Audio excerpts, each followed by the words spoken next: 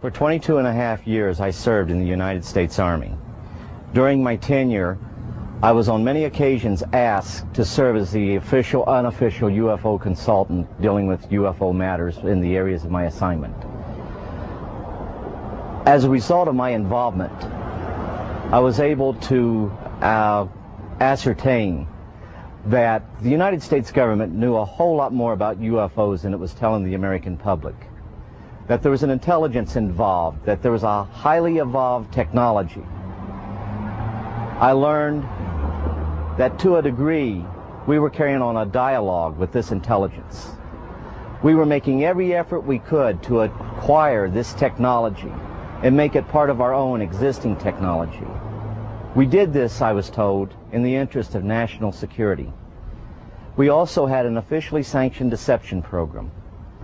This was in total disregard as to the impact this would have on the individual witnesses and also on their families. This ultimately led to my disillusionment with the program and my involvement in it.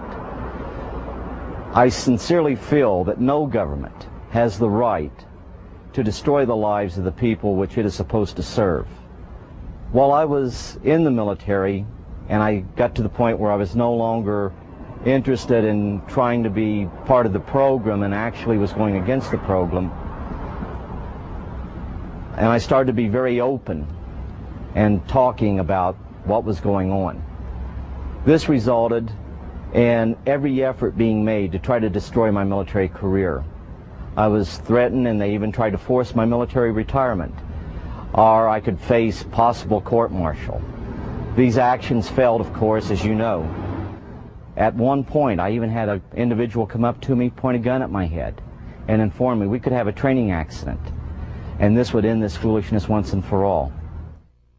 I firmly believe that those of us that served in a capacity of the U.S. government in some form or fashion, and who were exposed to the truth, we have a moral obligation to the UFO witnesses, the real victims of the UFO phenomena, to expose once and for all this policy and to reveal the truth, and that is, we are not alone in the universe.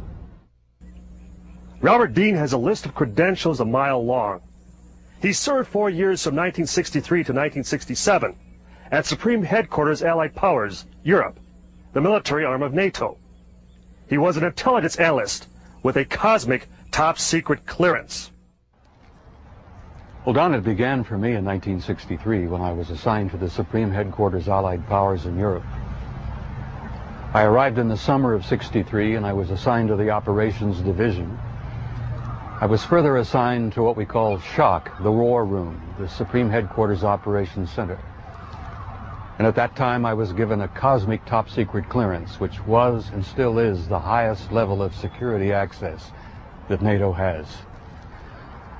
When I was assigned to the War Room, I learned that a study had been initiated in 1961, and everybody was talking about it. They were gossiping about it. And the subject was UFOs, and that intrigued me a bit. When that study was concluded in 1964 and it was published, and I was still working in the War Room at that time, I had access to this document. I had a chance to read it. And having been exposed to it, I must tell you honestly that my life has never ever quite been the same. Because I read first-hand reports, verifiable NATO military material that indicated that the UFOs were not only real, that they represented something far beyond anything I had ever imagined before. When the study was concluded in '64, they concluded that there were 4 different groups apparently coming and visiting us. Out of those 4 different groups, one group looked exactly like we do, so much so that they could sit beside you in a restaurant or in an airplane or in a theater, and you'd never know. And that particular point bothered the military guys a lot. The point being that some of these people from somewhere could be walking up and down the corridors of SHAPE headquarters, or they could be walking up and down the corridors of the Pentagon. One day at lunch, a lieutenant colonel made the remark, he says, "Jesus, do you realize they could even be in the White House?" And there was a little forced laughter at that point, I remember, because a lot of us over the years have had some misgivings about the occupants of the White House. But the point I'm making is that the idea that aliens could be here in our midst bothered the military, because if you're not paranoid when you go into the service, you're certainly trained very quickly to be so. It's the nature of the military mind, I think, to be paranoid. But that was only part of the story. The shaped conclusions in '64 were that there were 4 groups that we knew of. They were apparently interplanetary. Some very likely were interstellar. They even concluded that some of them could be intergalactic. When I retired in 1976, many of our military people knew at that point that we were not simply dealing with visitations from people from other planets or star systems. They had concluded by '76 that some of these visitors very well might be multidimensional in their source. The evidence that we had collected and the evidence that they had repeatedly demonstrated to us, and that's no accident. It became very clear after a time that there was a program or a process of some kind underway, that they had demonstrated over and over and over again that they apparently were able to manipulate matter and time. Now, this really shook up our scientists. There are a lot of new young scientists in particle physics today who talk about multiple dimensions. There's a brilliant young professor in New York by the name of Michio Kaku, who has written a brilliant book called Hyperspace, where they talk about 10 separate dimensions. I'm not enough of a physicist to try to explain to you what a dimension is, but the idea that there could be intelligences from somewhere else, from other dimensions, coming and going into our reality. It's been quite a shakeup in traditional science. I guess I speak out openly and bluntly about this because I feel so strongly about it. I violate my security oath every time I speak about it. I do it intentionally, and I do it on purpose, because I feel so strongly that the American people not only have a right to know the truth, but they have a need to know the truth. The truth, Don, apparently is simply this, that we're not alone, we've never been alone. We are apparently part of an infinite universe filled with intelligent life. I find that exciting. It doesn't frighten me. The SHAPE study concluded in '64 that if they, whoever they were malevolent or hostile,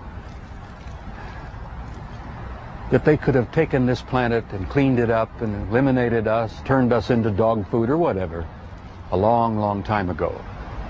That the historical evidence indicates that they've been with us a long time, and I've concluded that we had what I like to call an intimate interrelationship with at least one of those groups, the group that looks exactly like we do. And that point is, I don't like the word alien. I don't think the term alien is appropriate at all here. I like to refer to them as family. We're related to them. I think they had a hand in our being here. And I think the time has come where we're about to meet our extended family. It's going to be very soon. And the people are not ready. And one of the reasons I do speak out so bluntly and so openly is if in some small way I can help people get prepared for this.